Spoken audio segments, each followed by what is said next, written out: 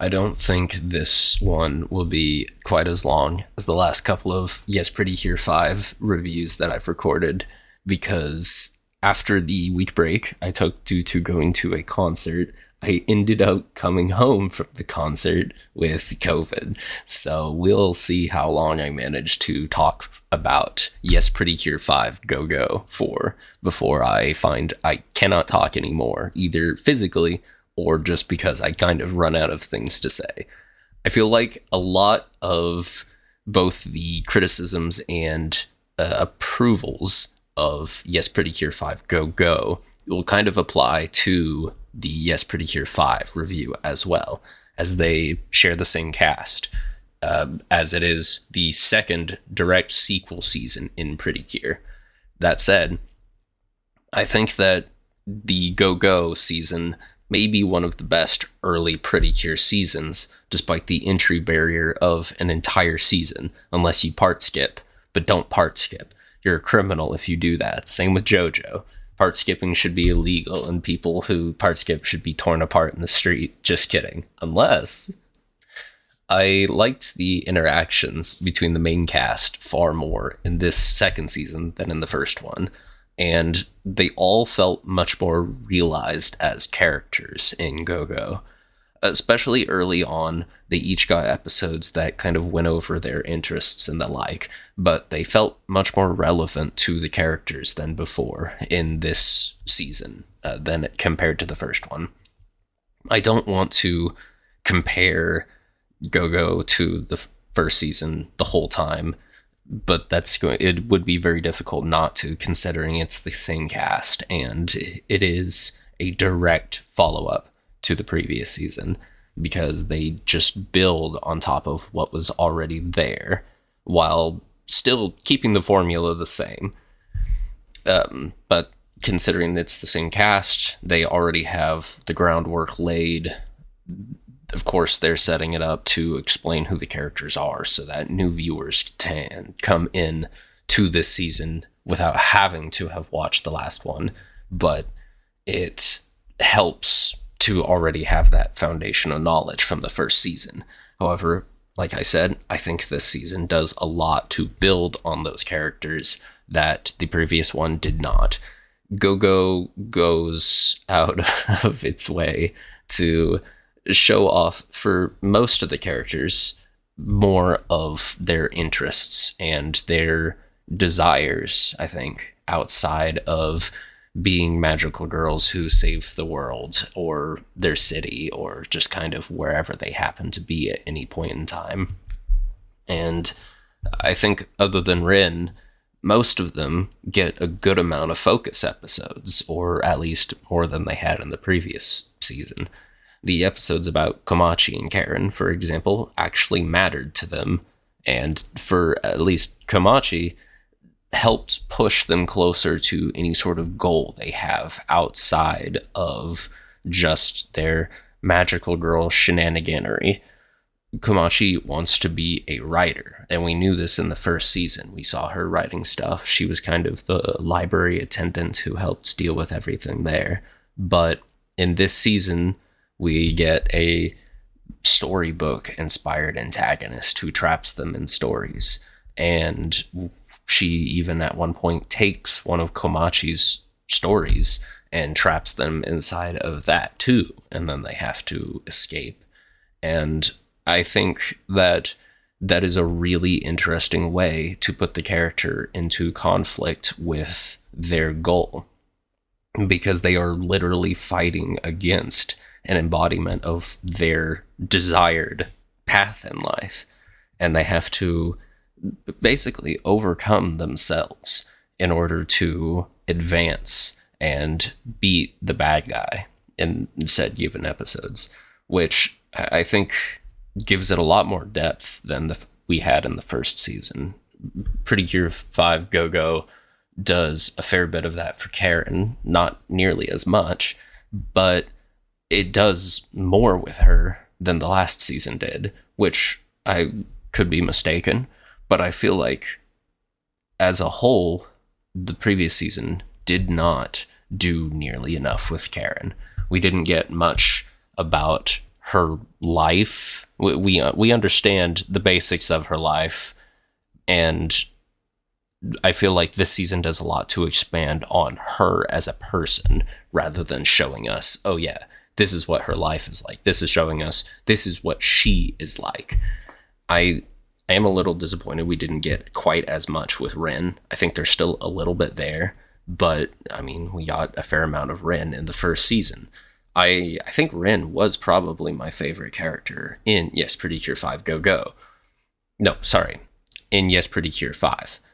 In Yes PreCure 5 GoGo, man, I really wish they had picked different naming conventions for these seasons. I understand they're direct sequels, but gosh, it makes talking about them a little difficult sometimes. In GoGo, I think Urara was actually my favorite character. I liked her a lot in the first one, but I think we get a ton about her path in life in this season, and there were several dramatic scenes where it is building towards her goal of becoming an actress and every step that she is taking to get on that path, whether it is the sort of semi-idol career of doing one-off solo songs to build reputation for herself and releasing those, or auditioning for smaller roles in order to build up to bigger auditions.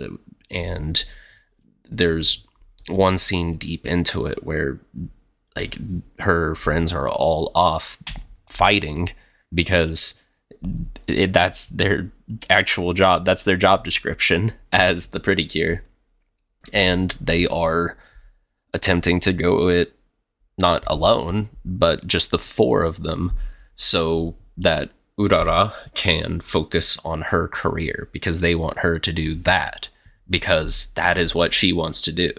They all want to be PreCure, but she wants to be an actress, and they aren't going to tell her, well, you need to not do that so we can do magical girl stuff. They are 100% supportive of her not participating in magical girl activities if it means she gets to do what she wants to do for herself. And I think that's pretty fun. And I say the other four of them, but pretty early on, this season actually gives us a sixth cure, one who isn't directly color-coded like the others. I think she probably would count as purple. I'm not 100% sure on the color coding for her, but it was fun, and I did like that they introduced a new cure. They weren't hiding it for very long. I think it's pretty early that she gets introduced. It's been a hot minute since I've looked through it and seen exactly what episode that would have happened in, but I liked the introduction of Milky Rose, and I liked that Milk, one of our funny mascots from the previous season, got a more relevant role than being a power-up, literally, because she would latch onto Nozomi's arm and activate one of their powerful super devices that they would use to kill bad guys with. And she honestly had some really cool fights as Milky Rose. Solo, we see some pretty impressive feats for her that we don't exactly get from several of the others, even though they all get far more chances to shine in this season. And I think that the fights were more interesting as a whole, too. They still have the formula going. They're not going to break the formula. That's not what is going to happen ever, which is fine. That's almost to be expected when you're writing a 50-episode show in a year, or 48, or something close to that, something absurd along those lines. But we get more interesting fights, and I think we get more fights, and I think that the episodes start and resolve in a way that's much more interesting overall, just on the whole, than the previous season. The fights don't always just boil down to the PreCure show up, and then they get their asses handed to them for 5 minutes, and then Nozomi gives a speech, and then they get up and win. I think that the fights are much more dynamic in terms of who is fighting and how they are going about the fight and who is delivering the finishing blow. I'm pretty sure that they at least a little bit divide up who gets to have the cool finisher. Usually it is still Nozomi. Cure Dream is still our lead. She is still the leader of the bunch, and you know her well. And I think it's really good that they actually give the others chances to shine on their own in confrontation with the antagonists, because they are doing things that directly oppose some of the other characters that aren't just Nozomi, because they do steal Komachi's book and they want them to get trapped in there and die. That is a very personal experience for Komachi, and they give her a chance to have the dramatic episode closer speech before they beat the antagonist. And anytime they're just going about anything that would be relevant to any of the other characters, they are getting a chance to speak their truth about what is happening to them, rather than it solely being on Nozomi to lift everybody up constantly all the time forever. I think the other season could have done that, but it didn't. This one does a lot to improve upon what the previous one set. We have the familiar characters, but now they are utilizing them in a much better manner than they previously did. And towards the end, I was especially interested in seeing where it was going. The beginning of the show was all right. Being familiar with the characters already, they can kind of skip a little bit past the basic introduction stuff until they introduce Milky Rose, which, yeah, honestly, I think the introduction of her was pretty funny, because when it comes time to actually find out who Milky Rose is, the viewer is probably going to know who Milky Rose is already, just by name alone even. But the show doesn't outright tell the viewer until it is revealed to the characters also, which I think is small, but I appreciate that about the writing in it, where it's not rubbing it in the face of the viewer, this information, while also hiding it from the characters. If you didn't know already, you wouldn't until it is revealed to the characters. And I think that is a much more fun way to go about revealing information, where the viewer is finding out at the same time as the character is finding out. Mainly with Nozomi and Urara, who are both equally unobservant, I guess, because they are seemingly the only ones who, at the very end there, didn't understand that Milk is Milky Rose when she transformed. And both of them were like, oh, you just missed our funny new magical girlfriend. And then Milk is like, well, funny you should say that, because that is me. And they both go, what? No way. While the others are like, I mean, she did just transform in front of us. You didn't really, pick up on that? Which is fine. It's just really funny how actually similar Urara and Nozomi are compared to several of the others. I feel like not a lot of seasons will have two characters who are that similar, but operate kind of on a different level. The middle sort of episodes, I think, maintained much more of my interest than the previous season did. It felt like there was a little bit more going on. Part of it could have been, honestly, because we were getting cutaways to what the antagonists are doing, and partially following what one of our primary antagonists from the previous season was doing. The almost not quite main man, but one of the important bad guys in the previous season, who escaped, dying horribly with everybody else at his evil company, ends up finding a job in evil company 2 for this season. and finds himself basically as a lackey, whereas previously he was big boss, and now he has to start all over in the chain of command. So it's really fun seeing how he interacts with the people who are on his level and who are above him, whereas previously he would have been higher than basically any of these people. And showing that he, as a character, is consistent because he knows what happened in previous seasons. Like, it wouldn't have surprised me if it kind of just reset his character and he acted like a generic antagonist again. But he escapes from their attacks and tries to run when they are overwhelming the evil forces that he or one of his allies is sending after the PreCure. There was one scene earlier on that I think about where they are about to do a big finisher move, and his ally he is there with is trying to engage them in combat again, and he's grabbing him and saying, no, we gotta go now.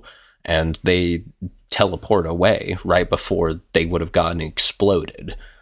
And I think that's really fun because previously he, would have run on his own too, but he wasn't on the ground doing the dirty work necessarily with someone else whom he would have tried to get away from the magical girls. He wasn't saving anybody.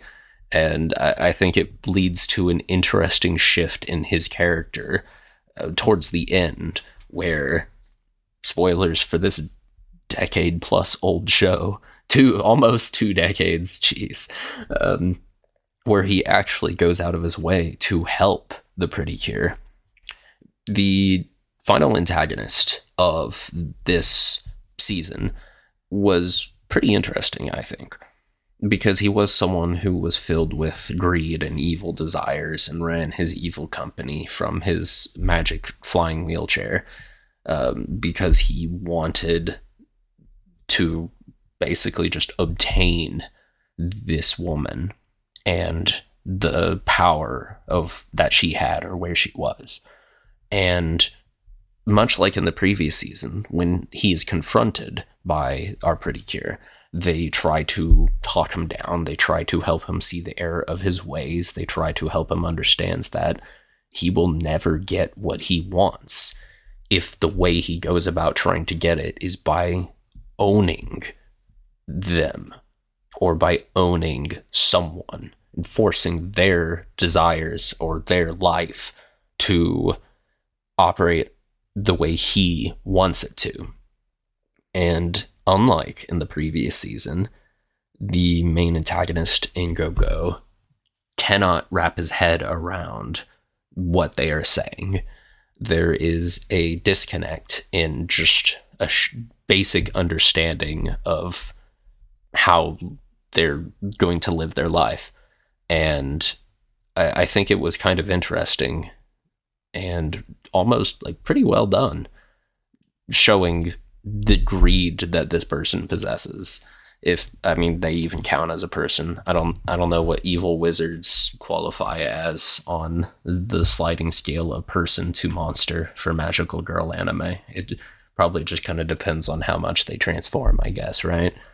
But they do try to talk him down like they did the previous antagonists, and for a little while he wins when he turns them to stone, or I guess gets one of his underlings to turn them to stone, because one of the other villains who shows up pretty regularly is genuinely kind of a powerhouse and intimidating foe for the magical girls to fight. They have a lot of very strong antagonists who are like magical strength strong and character-wise still pretty decent.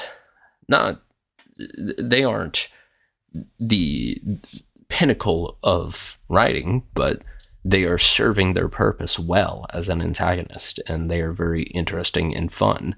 And I think that the antagonists in this season had a much more interesting dynamic with one another than they did in the previous seasons too.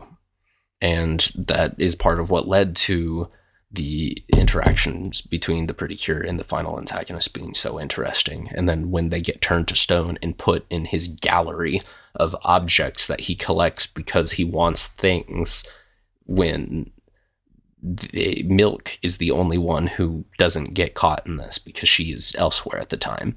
And then one of our former antagonists helps her get into this area so she can free the PreCure and get them back into the fight. And then they can Master Chief finish the fight, just like Halo would have wanted. But I don't know. I think it's interesting seeing what this season does similarly and what it builds upon from the previous one. I think that this season also does a little bit to try to build on the relationship between Nozomi and Coco. It's still kind of a product of its time in terms of a student-teacher relationship, but I think it also focuses even less on the school elements of it than the previous season did. But it also tries to expand on actually their relationship, which was nice to see that they were actually putting in the effort rather than, oh, well, he's a boy and she's a girl, so they like each other. And that's literally it. They actually do a little bit to show why they like each other. And it's better than nothing, I guess.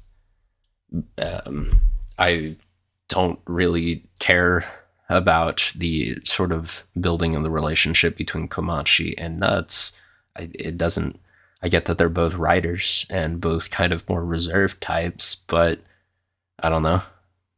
I didn't really think it mattered all that much, but it wasn't terrible. It just wasn't great. And I think it was kind of funny that Milk became more of a character once she got to be a human. She was still yappy and still butted heads with Nozomi because they are both very similar people, but she was definitely not as just violently mascot yappy as she was in the previous season. And I kind of wonder how much of that is due to them making her a human. So they felt like when writing her, they couldn't just make her as annoying and she would be forgiven for that because she's a mascot. I don't know. I enjoyed this season quite a bit once I actually managed to get going into this season. It took me a little while to get started on it because getting going on some of these earlier seasons took some effort. But I think once I got going on Yes PreCure 5 GoGo, it was a pretty good watch. I enjoyed it decently as I was going through it, and I think fondly on it when I think about actually having watched through it. I liked the season quite a bit, and I do, like I said, think it's pretty good for one of the older ones too. They changed the designs of the character's magical girl's outfit a little bit, and they did a lot more to solidify the sort of the unique colors for each of the main characters. Their outfits are much more based around their color coding than they were in the previous season, where they all kind of had a uniform design with a little bit of color changing on it. Now they have, still basically the same outfits, but much more of their pure color on the outfit as their design. And I kind of have to wonder if this is where the sort of large cast PreCure design seasons are drawing most of their influence, just because of the way the series evolves as it progresses, and seeing each of the smaller changes that build into the next one, I think is really fun. And it's really cool seeing that in a sequel season, how much they will build upon the previous one. But I don't know. I liked Yes PreCure 5 GoGo a pretty good amount.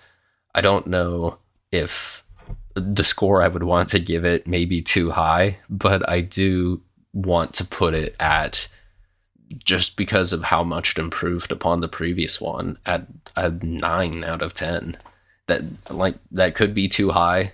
I don't think it is not a perfect season, but I enjoyed it a lot.